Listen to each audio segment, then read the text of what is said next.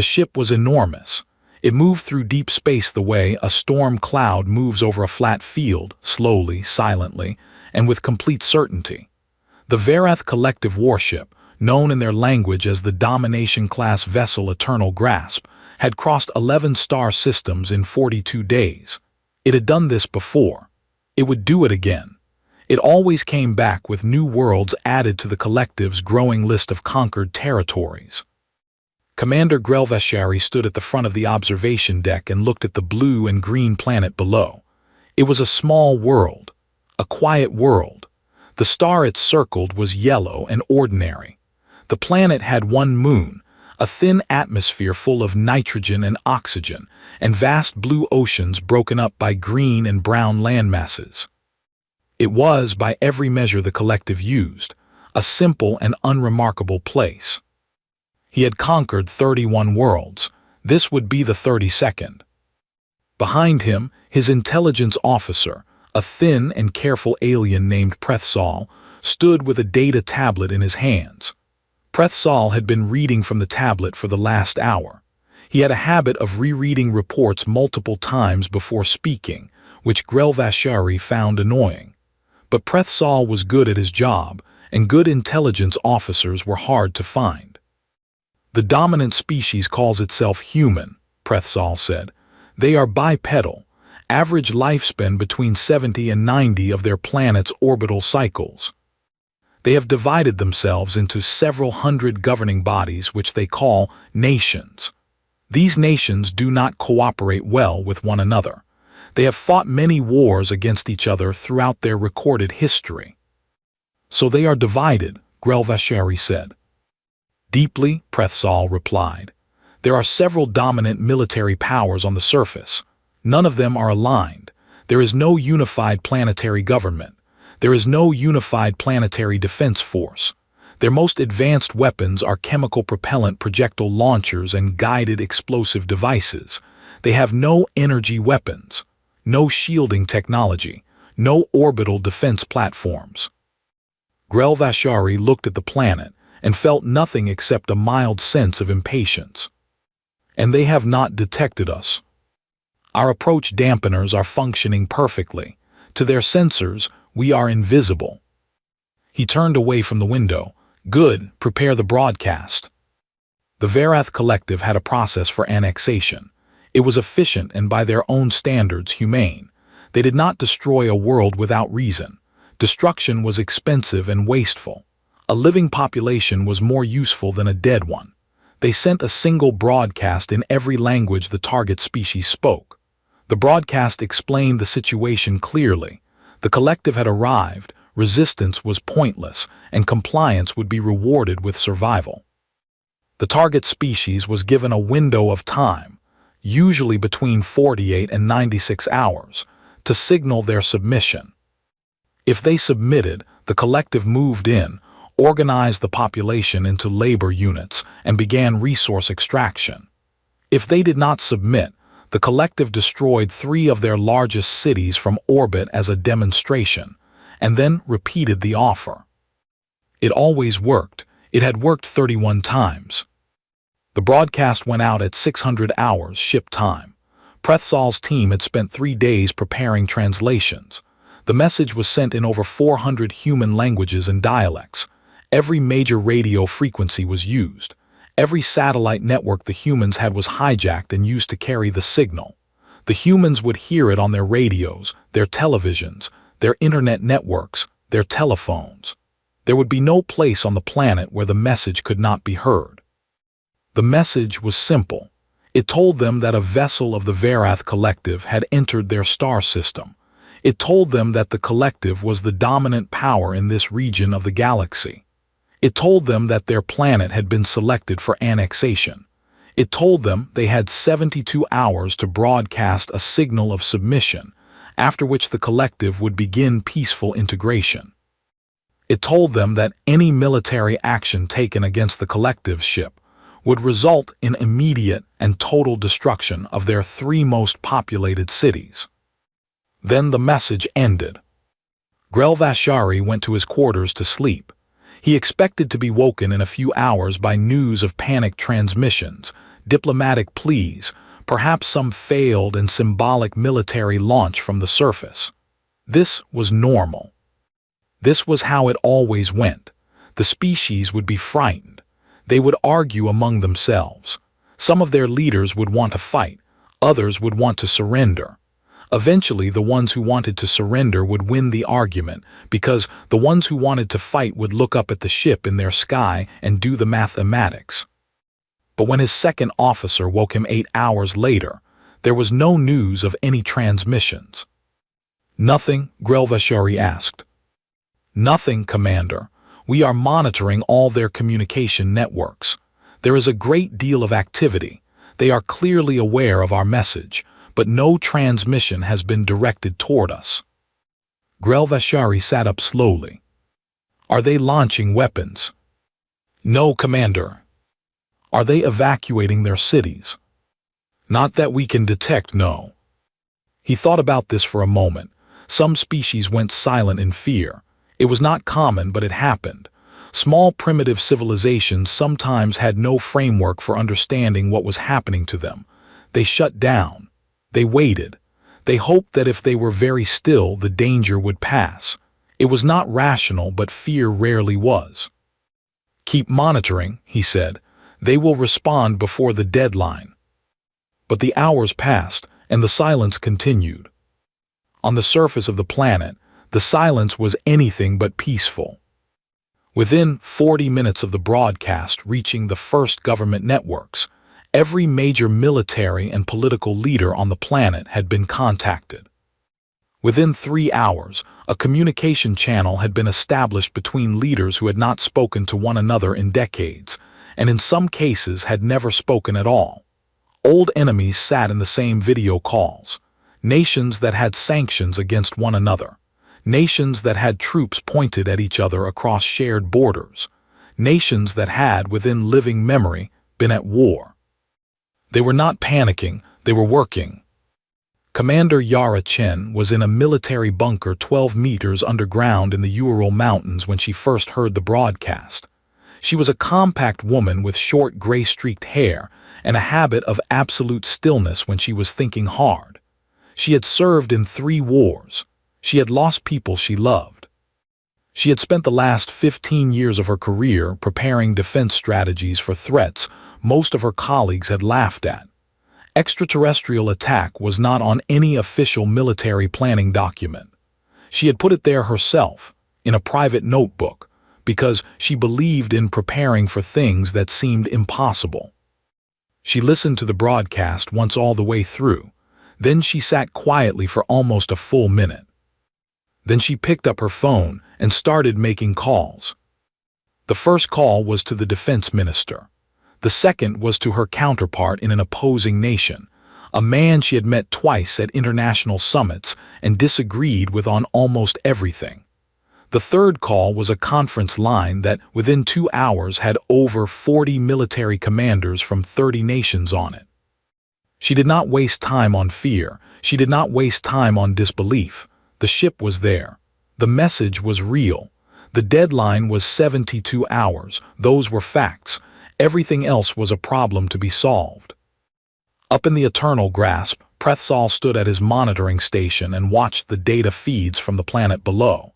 He could see increased military communications. He could see supply movements. He could see power grids being rerouted and communication satellites being redirected. The humans were clearly doing something, but what they were doing he could not quite work out. It did not look like surrender preparations. It did not look like a military response, at least not one that made sense by any model his team had. He flagged his concerns in a report and sent it to Commander Grelvashari. The commander read it, noted the words unusual ground activity and increased coordination between normally opposing military groups, and filed it under things to watch. He was not worried. He had seen this before. The final desperate scrambling of a species that was beginning to understand it had no options. Sometimes they launched missiles that could not reach the ship. Sometimes they made alliances in the last hours that should have been made years ago. It never changed the outcome. The 72-hour clock continued to count down. And on the planet below, in bunkers and command rooms and converted government buildings and repurposed university lecture halls, thousands of humans worked without sleep, without pause, and without any intention of responding to the broadcast with the word the Verath Collective expected. They were not planning to surrender. They had never once considered it. The 72 hours ended at 600 hours, ship time. Commander Grelvashari stood on the bridge of the Eternal Grasp and waited. The planet turned slowly below them. It was the same planet it had been 3 days ago, blue, quiet, small. His crew was at their stations. The weapon systems were powered and ready. Prethsal stood beside him with his tablet, and for once the intelligence officer was not reading. He was watching the screens. "No submission signal," said the communications officer. Grelvashari had expected this. Not because he thought the humans would fight, no species this primitive fought, but because some of them always needed a small demonstration before they understood the situation completely. He had given demonstrations before. It was unpleasant but necessary. "Target the 3 most populated cities," he said. "Minimal yield. We want destruction, not vaporization. They need to see the results." The targeting officer began to work. Then he stopped. "Commander," the officer said slowly, "there is something wrong with the targeting data." "Explain." "The 3 most populated cities. They are now much less populated than they were 72 hours ago." Grelvashari walked to the targeting station and looked at the readings. The scans were correct. 2 of the 3 largest human cities had seen a massive reduction in detectable human life signs over the past 3 days. The 3rd had been reduced by nearly 60%. Millions of humans had moved out of those cities in an organized and deliberate manner. "They evacuated their own targets," Prethsal said quietly.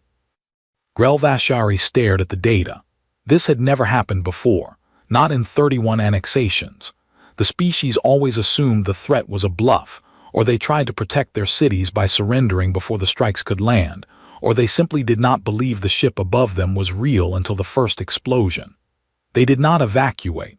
Evacuating 3 major cities in 72 hours required extraordinary organization. It required people to leave their homes, their possessions, their comfort. It required governments and organizations that normally competed with each other to cooperate on an enormous logistical problem. It meant the humans had not spent the last 3 days in panic. They had spent them preparing.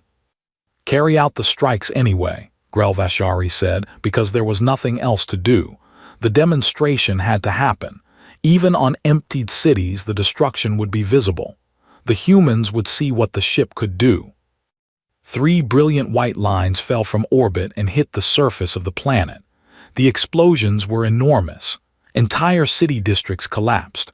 Roads buckled. Buildings that had stood for over a century turned to rubble in seconds. Fires spread outward from the impact zones in great orange rings. Then, 6 seconds after the strikes, something came up from the planet's surface. It was not a missile. It was not a weapon the Verath had any category for. It was a signal, a broadcast, tightly focused, directed at the Eternal Grasp's own communication systems. The humans had studied the ship's broadcast method and reversed it, sending a message upward with enough precision and power to cut through the ship's own filters. The message was 7 words long. Prethsal translated it in real time. "Now you know we were paying attention." Below, the fires were still burning. But even as they burned, Yara Chen was not watching the destroyed cities. She was watching the screens in the deep bunker beneath the Urals, and the screens were showing her exactly what she needed to see. The strikes had confirmed 2 critical things. First, the ship's weapons fired from a fixed ventral position, meaning the targeting arc had limits. Second, the energy discharge from each strike had given her engineering teams a precise electromagnetic signature for the ship's weapon systems. They now knew, within a fairly narrow range, how those weapons worked. They didn't understand the technology completely, but they understood enough. She had not chosen the bunker location by accident. 12 of the world's best physicists, 9 of its best materials engineers, and 4 people who had spent their careers building things that were never supposed to exist had been brought there in the first 24 hours. They had not slept. They had worked in rotating 4-hour shifts, eating at their stations, thinking aloud, arguing, discarding ideas, rebuilding them. They were not trying to destroy the ship, not yet. They were trying to survive long enough to understand it. On the surface of the planet, something extraordinary was happening. In normal times, humanity was a fractured and complicated species. Nations competed. Resources were argued over. Old wounds stayed open for generations. People who shared borders sometimes hated each other with a passion that made no rational sense. But the strike had changed something. The ruins of 3 cities that had been deliberately emptied were being broadcast on every screen on the planet. The images were terrible, great craters of rubble, fires visible from space, smoke rising in thick columns. But almost no one had died. Because they had moved the people out. Because in 72 hours, disparate governments and competing agencies and arguing generals had managed to cooperate enough to evacuate millions of civilians. Not perfectly, not without chaos, but well enough. And now those images of destruction, of what the ship had done to empty buildings and empty streets, were doing something unexpected. They were not breaking human morale. They were hardening it. Up in the eternal grasp, Prethsal was reviewing his reports with a growing sense that something was wrong. Not wrong in the way a system malfunction was wrong, where the problem was clear and the solution was findable. Wrong in the way a fundamental assumption was wrong, wrong in a way that could not be corrected by running the same calculation again. He had gone back through his pre-invasion survey and found something that he had noted, flagged, and then not acted on. The humans had an unusual amount of recorded history involving large-scale conflict with one another. This was not unique among species. Most species had periods of internal warfare. But the humans had more of it, spread across a longer continuous timeline, involving more different forms of violence than almost any other species in the collective's database. They had fought wars with swords and then guns, and then missiles and then weapons that could flatten entire cities. And after each escalation, they had found ways to do it again with even more devastating tools. The collective's psychological models said that species with high internal conflict rates were easier to conquer, because they were already exhausted, already divided, already looking for a way to stop fighting. But Prethsal was starting to wonder if that model was wrong. If perhaps the internal conflict had not exhausted these creatures, if perhaps it had taught them things instead. He sent a new report to Commander Grelvashari. The report said, "Recommend escalation protocols be reviewed before next action. Human response to initial demonstration does not match predicted behavior. Requesting authorization to expand intelligence-gathering operations." Grelvashari read the report, noted the words, "does not match predicted behavior," and decided this was not yet a significant concern. He sent back a one-line response. Continue standard annexation protocol. Schedule secondary demonstration in 48 hours. He was not worried. He had faced unusual resistance before. It always ended the same way. In the bunker, Yara Chen received a report from her team in the southern hemisphere. A Verath scout craft, one of the small, fast vehicles launched from the main ship to survey the surface, had been tracked, isolated, and brought down using a combination of conventional missile fire and a frequency jamming technique. One of the engineers had improvised from the electromagnetic signature data gathered during the orbital strikes. The scout craft had crashed in a remote area. It was largely intact. "How long to get a team to it?" Yara asked. 12 hours by ground vehicle, her aide said. 6 hours by air. "Send them by air. I want everything that craft contains photographed, catalogued, and sent here within 18 hours. She looked at the screens again. The fires in the ruins were dying down. Emergency teams were already moving into the outer edges of the destroyed zones, not to rescue survivors. There were few, but to document, to gather data, to understand what exactly had hit those buildings so they could begin thinking about how to build things that would not fall apart so easily the next time. It was not the response of a species in shock. It was the response of a species that was already on to the next problem. The scout craft had been brought down cleanly. This was the fact that bothered Prethsal most, as he stood in front of the damage report and read it for the third time. Not the fact that the humans had tracked the craft. Their radar systems were primitive but functional. Not even the fact that they had managed to hit it with conventional missiles at that altitude, which was a better shot than the collective's own assessments of their missile capability suggested they could make. What bothered him was the jamming. The scout craft's onboard navigation used a frequency-switching system that cycled through 17 different bands every 0.4 seconds. It was a standard Verath countermeasure against primitive signal jamming technology.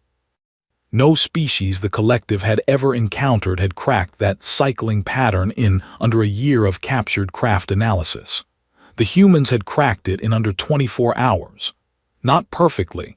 The jam had only held for 11 seconds before the craft's backup systems kicked in, but long enough for the missiles to complete their guidance lock. 11 seconds, 24 hours of work. He went back to his pre-invasion survey data and looked at the section on human technological development rates. The numbers had seemed unremarkable at first glance. They were clearly an early industrial and early digital species with no advanced energy technology. But he looked at the rate of development now, not the absolute level. The rate at which they moved from one technology to the next. The rate at which they took something new and began finding applications for it that the original inventors had never imagined. The rate was extremely high, higher than almost any other species in the database. He wrote another report. He sent it to Commander Grelvashari. He was not surprised when the reply was short and dismissive.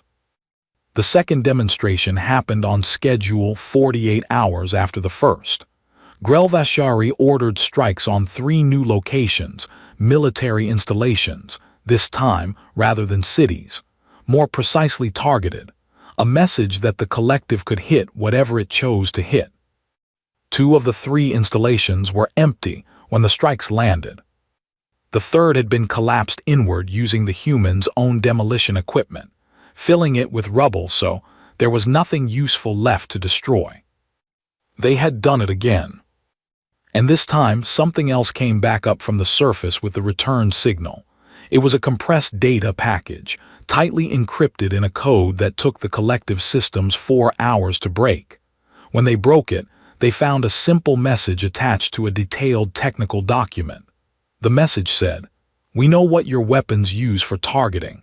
We are already building countermeasures." The technical document was a partial but clearly accurate analysis of the scout craft's navigation system, including the frequency cycling pattern, with handwritten notes in the margins that described the jamming approach. They had sent their work. They had let the collective see it. Prethsal brought this to Grelvashari immediately. "They are communicating in a way I do not fully understand," he said. "They are not threatening us. They are not pleading with us. They are showing us that they understand us. I believe they want us to know that this conflict will not go the way we expect." Grelvashari looked at the technical document on the screen. "They are bluffing," he said. "They are trying to convince us their resistance is more capable than it is." "Commander, they brought down a scout craft in 24 hours using a jamming technique we believed was unbreakable at their technology level. I am not certain they are bluffing. Request reinforcements from the staging system. If the humans want a longer campaign, we will give them one." Grelvashari turned away. "Also, schedule a third demonstration. We will target their communication infrastructure this time, cut their networks, let them feel the isolation. The reinforcement request was sent. The third demonstration was prepared.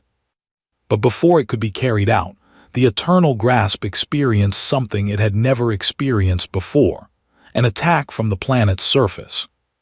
It was not sophisticated.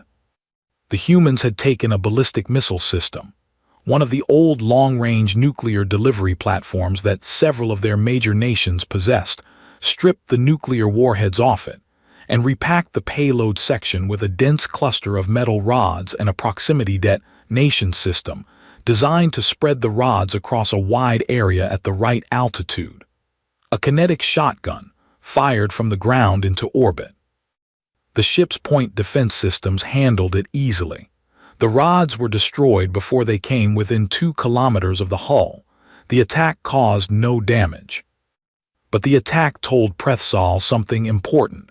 The humans were not trying to destroy the ship with that missile. They were not that naive. What they were doing was forcing the point defense systems to activate, and while they activated, a second, much smaller device was launched on a different trajectory. Not a weapon, a sensor package. It got close enough, just barely before being destroyed, to take detailed readings of the point defense system's energy signature during a live activation. They had used a fake attack to take a photograph of the ship's defenses. Prethsal sat down heavily in his chair and stared at his screen. He thought about something a xenobiologist colleague had once told him, years ago, about the strategy of predatory species. The most dangerous predators, the colleague had said, were not necessarily the strongest or the fastest. The most dangerous were the ones that learned. The ones that watched, gathered information, adjusted, and tried a different approach when the first approach failed. Most species, when faced with overwhelming force, tried the same thing harder. A few species adapted. He began writing a new report. This one was longer than the others. In the bunker, Yara Chen reviewed the sensor data from the probe with quiet satisfaction. Not because the data was complete, it wasn't, but because it was enough. Her engineering team now had a working picture of the outer defense layer's energy profile. That was one layer. She estimated there were at least 2 more, but you peeled things one layer at a time. A message came through on the encrypted line. It was from a research group in the eastern part of the continent, working on something she had requested 8 days ago. They had taken the components recovered from the crashed scout craft and spent 11 days working on them. What they had found was this. The scout craft's communications module used a quantum entanglement link to connect back to the main ship. The module was damaged beyond use, but the physical components were intact enough to reverse engineer the basic principle.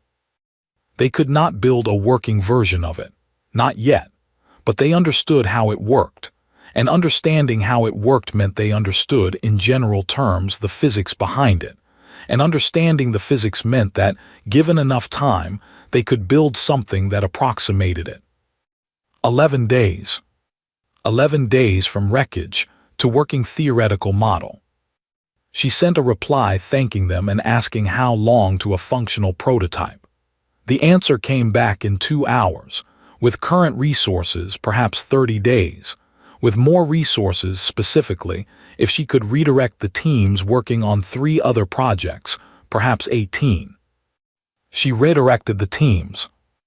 Up on the Eternal Grasp, a second shuttle arrived from the main staging system. It carried additional personnel and a message from the collective's regional command authority. The annexation of the human planet was to be completed within 60 standard days. The collective had other campaigns running. Resources were not unlimited. Grelvashari read the message and felt, for the first time in his career, something he was not used to feeling. It was not quite doubt. He would not call it that. But it was something like an awareness that the space between what he expected to happen and what was actually happening had become wider than he was comfortable with. He looked out at the blue planet and thought about the fact that a species with no energy weapons, no shielding technology, no starships, and no unified government had managed, in 11 days, to bring down one of his scout craft, evacuate millions of people on short notice, reverse engineer a jamming approach his people considered unbreakable, and use a ballistic missile to photograph his ship's point defense system. He wondered what they were planning to do with 18 more days. It happened on day 29. Prethsal had been awake for 31 hours. He was sitting at his station reviewing the latest surface scan data when the alert came through, not from the planet below, but from the outer edge of the system. One of the long-range sensor buoys that the collective had deployed around the star system when they arrived had picked up a gravitational disturbance. A small one, the kind a ship made when it emerged from faster-than-light travel. He ran the data twice. Then he ran it a third time because the data made no sense. The disturbance was consistent with a vessel approximately the size of a large cargo transport or a small military frigate, but it had not come from the direction of the collective staging system. It had not come from any known collective route, and it had not matched any Verath drive signature. It had emerged from a point in space that was, by every navigation record the collective possessed, empty. Prethsal stared at the data for a long moment. Then he stood up slowly and walked to Commander Grelvashari's quarters and knocked on the door. It took him 2 full minutes to explain what he had found. Grelvashari listened in silence with his arms folded. When Prethsal finished, the commander said nothing for a while. He walked to the window and looked out at the planet. "The humans do not have faster-than-light capability," he said. "They did not," Prethsal agreed. "That is impossible. You cannot reverse engineer a functional FTL drive from a crashed scout craft's communications module in 18 days. "I agree that it should be impossible," Prethsal said. "And yet the gravitational signature matches an FTL emergence event, and no Verath vessel is scheduled to enter this system from that vector." Grelvashari turned from the window. "Alert all stations. Prepare weapon systems." The alert was sent. The weapon systems powered up. The crew of the Eternal Grasp moved to their combat positions. Every eye on the bridge turned to the long-range sensors, watching for the source of the disturbance to reveal itself. It did not come toward the Eternal Grasp. It went in the opposite direction, away from the planet, away from the ship, cutting across the outer system at a speed that was clearly faster than anything the humans should have been able to produce. Then it dropped back into FTL and disappeared from the sensors. Prethsal tracked the trajectory it had taken and ran the vector forward. "It was heading toward the staging system," he said. Grelvashari was very still. "Warn the staging system." The warning was sent, but the answer that came back was not what anyone expected. The answer was that 3 hours ago, before the warning was sent, a small unidentified vessel had emerged from FTL at the edge of the staging system, broadcast a signal across every open frequency used by the collective's logistics network, and then disappeared again before any response vessel could intercept it. The signal it had broadcast was a recording of every command communication that had passed between the Eternal Grasp and the staging system over the past 29 days. All of it, every order, every report, every message from the regional command authority telling Grelvashari to finish the annexation within 60 days, every dismissive reply he had sent to Prethsal's reports, everything. Broadcast on open channels, heard by every collective vessel and installation in the region, and more critically, by every non-collective vessel and station that happened to be monitoring those frequencies, which, in this part of the galaxy, was quite a few. Grelvashari sat down in his command chair. It was the first time in his career that he had sat down during an active alert. He thought about what had just happened.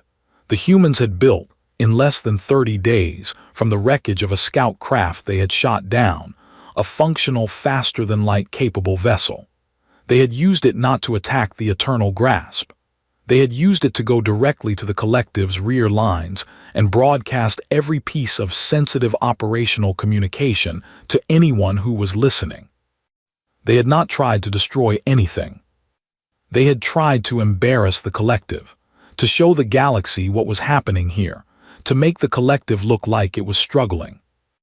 Which Grelvashari realized with cold clarity it was. In the bunker, Yara Chen received confirmation that the broadcast had been received and that the vessel had returned safely. She sat very still for a moment, thinking about all the lives that had been lost in the past 29 days. Not many compared to what could have happened. The evacuations had worked, the population dispersal had worked, but some. People who had been in the wrong place. People whose evacuations hadn't completed in time. People who had stayed behind to maintain essential systems. She thought about them. She did not think about them for long because there was still work to do, but she thought about them. Then she turned to her aide. "Send the ceasefire communication, the one we prepared." "Yes, Commander." The ceasefire communication went up to the Eternal Grasp on the same narrow broadcast channel the humans had been using for all their targeted transmissions. It was written in the Verath language. The humans had been working on the translation for 2 weeks, using the data extracted from the Scout Craft's language processing system. It was not a perfect translation, but it was clear enough. It said the humans were prepared to end active operations. They proposed a ceasefire. The terms were simple. All Verath forces would withdraw from the Sol system completely. The collective would provide a list of any other species in the immediate galactic region that it had annexed or was planning to annex, as a gesture of good faith. And the collective would acknowledge, in a communication that would be broadcast on the same open channels the humans had just used, that the annexation attempt had not succeeded. There were no demands for reparations. There were no threats of follow-up military action. There was no language of conquest or revenge. At the bottom of the communication there was a single additional line. It said, "We did not ask to be part of this galaxy, but we are here now. This is the only time we will offer terms. If you return, we will not offer them again." Grelvashari read the communication 3 times. He looked at Prethsal. Prethsal said nothing because there was nothing to say. The situation was, by any reasonable analysis, lost. The collective had arrived expecting a 30-second straightforward annexation, and instead found itself facing a species that had, in less than 30 days, shot down a scout craft, reverse-engineered its navigation system, evacuated millions of people on short notice, built a faster-than-light probe, penetrated the staging system's outer perimeter, and broadcast the collective's private communications to the galaxy. With no energy weapons, no shields, no starships, no unified government. 30 days ago. He thought about what they would have in 60 days, in a year, in 10 years. "Send the acknowledgement," he said. "We accept the ceasefire. Begin withdrawal preparations." The crew of the Eternal Grasp was silent as the order was carried out. No one spoke about what they were feeling. The Verath did not have a strong tradition of expressing difficult emotions out loud. But as the ship began the slow process of powering down its weapon systems and preparing for departure, there was something in the air on the bridge that felt very much like relief. Below, on the planet's surface, the news spread quickly. There were celebrations in some places. In others, people sat quietly and looked at the sky.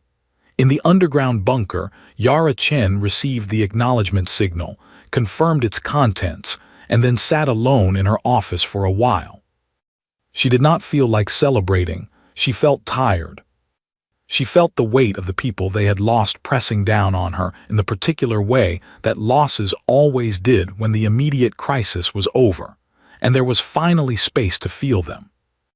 After a while, she stood up. There was still a great deal of work to do. 6 months after the Eternal Grasp left the Sol system, a document appeared on the Galactic information networks. No one knew exactly who had leaked it. It came from inside the Verath Collective's own intelligence archives, passed through 3 anonymous relay stations before it reached the open networks, and by the time anyone tried to trace its origin, the trail was cold. Some people believed a disgruntled collective intelligence officer had leaked it. Others thought it was the humans themselves, who by that point were monitoring a great deal more of the galactic communication spectrum than anyone had realized.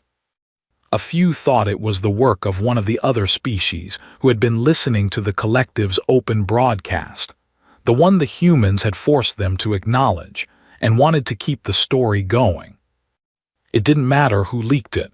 What mattered was what it contained. The document was the full pre-invasion intelligence report that Prethsal had written before the Eternal Grasp ever entered the Sol system. It was a thorough, careful, professional report.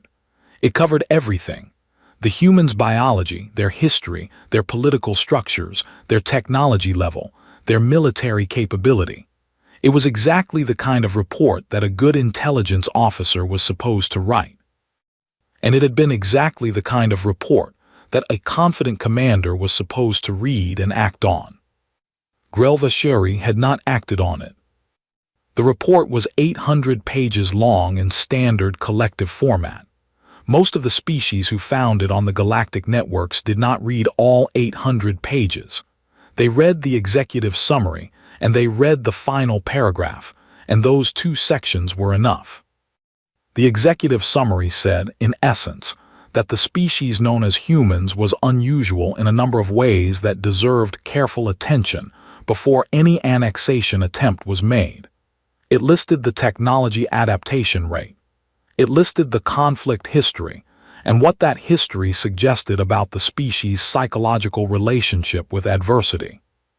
It noted that the species had a documented pattern, consistent across thousands of years of recorded history, of performing significantly better under extreme pressure than under normal conditions. It noted that species which fought themselves extensively tended to develop a wide range of tactical and strategic approaches that species which had experienced less internal conflict simply did not have. It recommended that the annexation be postponed pending further study. The final paragraph was 1 sentence. It read, "Based on all available data, this species should be avoided or treated with extreme caution.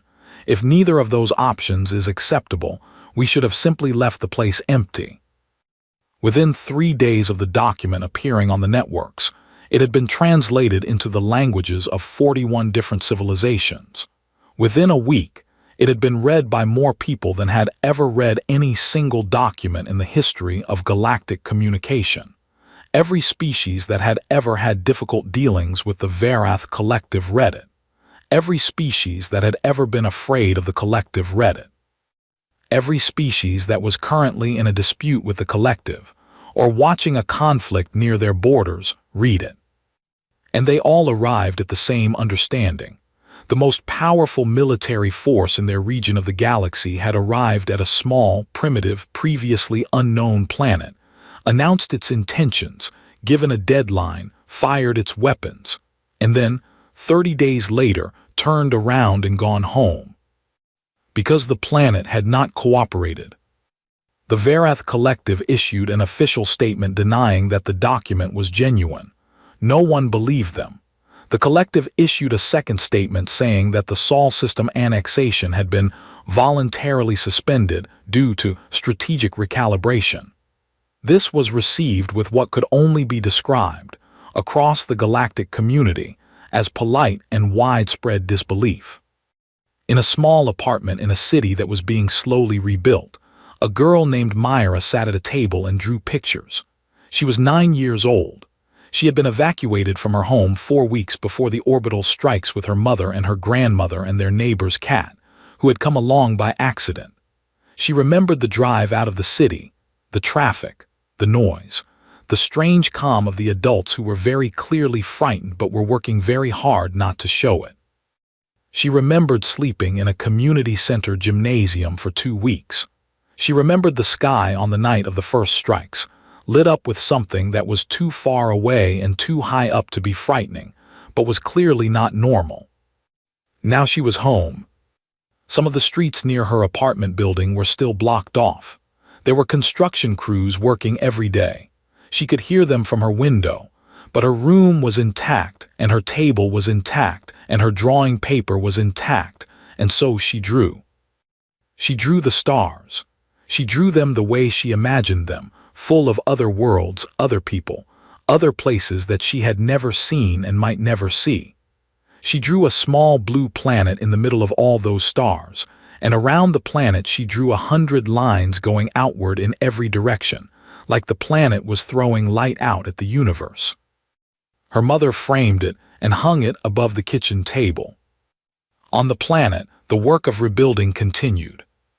It was slow and expensive and complicated, and it was made more complicated by the fact that the world's governments, which had, for 30 days, cooperated with a degree of unity that had surprised everyone including themselves, now had to figure out how to maintain some of that cooperation while also going back to being the fractious, competing, complicated organizations they had always been.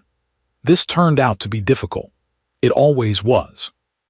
But it was less difficult than it had been before the invasion, because a very large number of people had now had the experience of watching what happened when cooperation worked, and when it didn't, under conditions where the cost of failure was visible from orbit. Yara Chen was sitting in a meeting about the new Interstellar Relations Council when the message arrived. The council had been proposed within 2 weeks of the ceasefire and argued about ever since. It needed a home. It needed funding. It needed a mandate. It needed people to run it. It needed, above all else, a clear answer to the question of what humanity's relationship with the rest of the galaxy was going to be. An answer that balanced the very reasonable desire to never again be caught unprepared with the equally reasonable desire to not spend the next century building a war machine and frightening every other civilization within sensor range. The message was from a species called the Thessari. They were an old civilization, several thousand years of recorded spaceflight, and they had a reputation in the galactic community for patience and careful observation. They had been watching the events in the Sol system from a monitoring station near the edge of collective-controlled space. They had read the leaked document. They had spent 5 months deciding whether to make contact. Their message was short. It said that they had been aware of the human species for several decades but had chosen not to make contact because the humans did not yet have faster-than-light capability, and contact with pre-FTL species was generally considered unwise. That situation had clearly changed. They were sending an ambassador. She would arrive in approximately 90 days. The Thessari had only one question they wished answered before the ambassador arrived, and they asked it at the end of the message in simple, careful language that translated cleanly into every human tongue. The question was, do you wish to be alone or do you wish to be known? Yara Chen read the message twice. Then she set it on the table in front of her and looked at the people sitting around the table, generals, diplomats, scientists, engineers, a few politicians, 2 philosophers who had been invited on the recommendation of someone who thought they might have useful things to say and had turned out to be right, and she said, "I think we need to add an agenda item."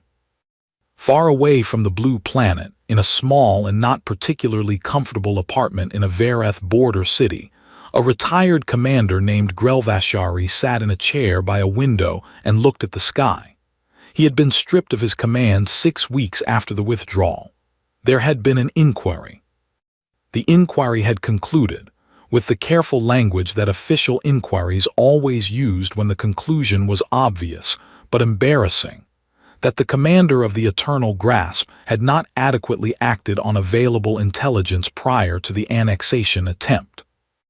Prethsal had given testimony at the inquiry.